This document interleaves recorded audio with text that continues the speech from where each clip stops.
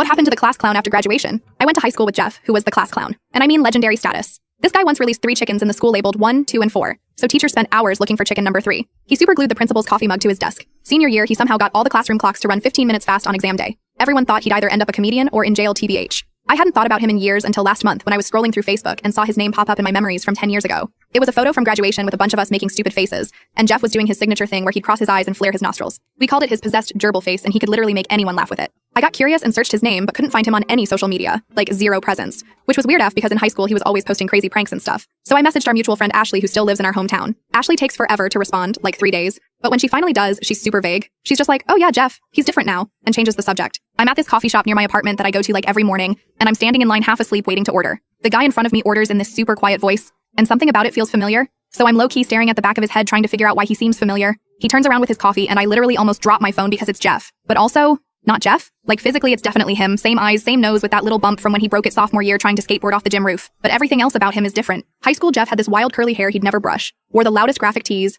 and was always talking. This Jeff has this neat short haircut, wearing a plain gray sweater and slacks, and he's so quiet. He looks at me and there's this moment where I can see he recognizes me, but he doesn't smile or anything. I'm awkward so I'm like, "Jeff?" And he just nods and says, "Hello, Ophelia," in this super formal way that gave me actual chills. The weirdest part was that he seemed like he was waiting for something, like he was bracing himself. So I just rambled about how crazy it was to run into him and asked what he was up to these days. He says he's in finance with 0 elaboration, then asks if I still draw, which freaked me out because I wasn't even that into art in high school, just took 1 class junior year. The whole convo was so awkward I wanted to die, and after like 2 minutes he just says, "It was nice seeing you," and leaves. No questions about my life, no reminiscing, nothing. I couldn't stop thinking about it the whole day. Like, what happened to the guy who once gave an entire class presentation in an Australian accent for no reason, who showed up to prom in a tux with shorts instead of pants and somehow didn't get kicked out? I messaged like 5 more people from high school asking about Jeff. Most didn't respond, but Lester, who was on the debate team with Jeff's senior year, finally gave me some info. Apparently after graduation, Jeff went to state college on a partial scholarship, but dropped out halfway through sophomore year. Nobody knew why exactly, but there were rumors he had some kind of breakdown. He moved back home, didn't talk to anyone from high school, and just disappeared from everyone's radar.